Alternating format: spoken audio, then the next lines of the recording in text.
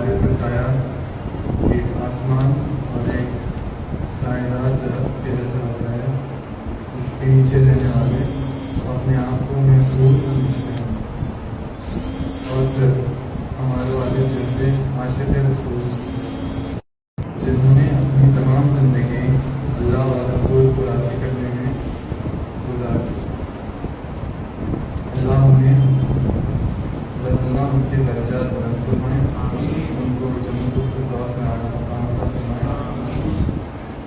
اور شہادت کے کمال درجے پر فائز فرمائے. حضرت امیر خسرو رحمۃ اللہ علیہ کی ذات سے زیادہ دلکش اور جانے شخصیت کوئی دوسری نہیں. آپ محبوب الہی کے سب سے چہیتے مرید تھے. آپ دریائے گنگا کے کنارے پٹیالہ میں پیدا ہوئے اور دریائے جمنا کے کنارے محبوب الہی کی خانقاہ میں جان آفرین کے سپرد. یہ وادی گنگ و جم ان کے سفر کی ابتدا بھی تھی اور انتہا بھی. اور انہوں نے اپنے شیخ حضرت نظام الدین اولیاء رحمۃ اللہ علیہ کے الفاظ جمنا کی بحروں پر رقص کرتے سنے. ہر قوم راستگراہ پینے و قبلہ ہے. یہیں انہوں نے ہندوستان کی مختلف زبانوں کو سیکھا اور فرماتے تھے. وہ ہر زبان میں ایک علیحدہ رنگ پاتے ہیں، کیونکہ باقول خود ہر ایک کا نمک انہوں نے چکھا ہے. محبوب الہی کا ارشاد ہے کہ مرید ہونے سے پہلے خوب اچھی طرح دیکھ لو کہ یہ تین صفت پیر میں موجود ہیں یا نہیں: علم، عشق اور عقل. جس شخص میں یہ تین چیزیں ہوں گی وہ کبھی شریعت کے خلاف نہ جائے گا نہ جانے دے گا.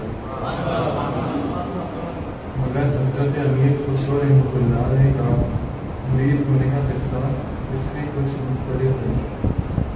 آپ رحمۃ اللہ علیہ نے مرید ہونے کے قصے میں یقین اور یوں کہیں کہ مرضی الہی شمس الحال کی. جب ان کے والد حضرت سیف الدین محمود رحمۃ اللہ علیہ ان کو بارگاہ ان کے بڑے بھائی کو چھوٹی عمر میں مرید کرانے لے گئے تو آپ اندر تشریف نہیں لے گئے کہ میرا ارادہ مرید ہونے کا نہیں ہے، اور دروازے پر بیٹھ گئے. باہر بیٹھ کر اس عمر میں 2 شعر کہے اور دل میں سوچا کہ اگر باکمال روحانی پیشوا ہے تو میرے شعروں کی اطلاع ملے گی اور مجھے اس کا جواب عطا کرے گی.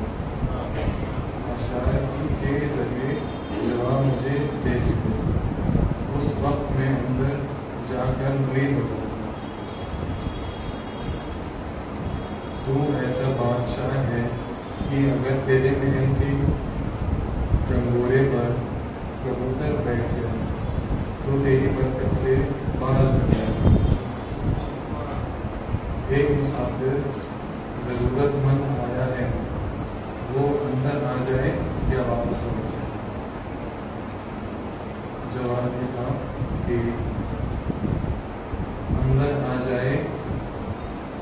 فضیلت کا میدان کا مرد تاکہ کچھ دیر ہمارے انداز رہ سکے، اور اگر وہ آنے والا نادان ہے تو جس راستے آیا ہے اس راستے واپس جائے. یعنی مرید نے پیر میں اور پیر میں مرید میں پہلے ہی ملاقات میں بس روحانیت دیکھی، بس قرب الہی دیکھا اور بس علم دل میں خیر ہو۔ جب پہلی ملاقات کی ایسی ہوئی ہوگی تو آگے غربت کی کیا ہی ذریعے آپ نے حاصل کیے ہو۔ پروانی میں ڈوبے الہی، اگر میرے دکھ کو مجھ سے جدا کرنے کے لیے میری پیشانی پر آرا رکھ دیا جائے تو میں اپنے پیشانی پر آرا رکھنا منظور کر دوں گا، مگر اپنے دکھ کی جدائی منظور نہیں کرتے۔ محبوب الہی نے فرمایا، اگر قیامت میں خدا پوچھے گا کہ دنیا سے میرے لیے کیا لایا تو کہوں گا کہ خسرو کے دل کا سوچ لایا۔ حضرت محبوب الہی رحمۃ اللہ فرماتے ہیں کہ میں ہر چیز سے تنگ آ جاتا ہوں، یہاں تک کہ اپنے آپ سے بھی، لیکن اپنے دکھ حضرت امیر خسرو رحمۃ اللہ علیہ سے کرتے ہیں۔ یہی محبوب الہی کا فرمان ہے کہ اگر شریعت اجازت دیتی تو میں وصیت کر دیتا کہ مجھے اور حضرت امیر خسرو رحمۃ اللہ علیہ کو ایک ہی قبر میں دفن کر دیں۔ حضرت محبوب الہی حضرت امیر خسرو پاک رحمۃ اللہ علیہ سے فرماتے تھے کہ اس کو میری زندگی کی دعا مانگا کرو کیونکہ میرے رہنا میری زندہ نہیں ہے، اور ایسا ہی ہوا۔ 17 شوال ان کے وصال کا دن ہے، جب وہ دہلی پہنچے اور ان کو اپنے مرشد کی وصالت کی خبر ملی تو ان کو اس جگہ روک دیا گیا جہاں آج ان کا مزارہ مقدس ہے۔ انہوں نے ایک شعر پڑھا اور اس دنیا سے پانی رخصت کی، گوری سوئے سیش پر اور مخ پر ڈالو کیس، چل خسرو گھر آپ نے رائن میری چہلیس، لاکھوں لوگ سلام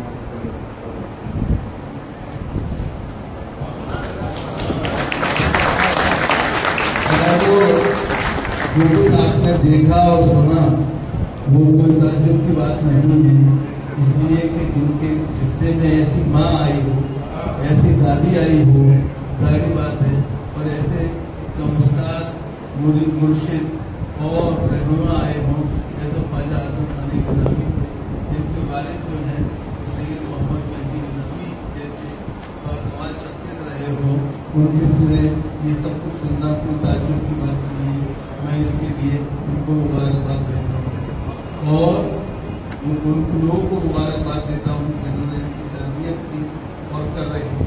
اللہ تعالیٰ ان کے سائے ان کے اوپر اور ان کے سلسلے جو سلسلے کے رخا ہے ان کا تعلق ان کا برقرار رہے اور ہمیشہ ایک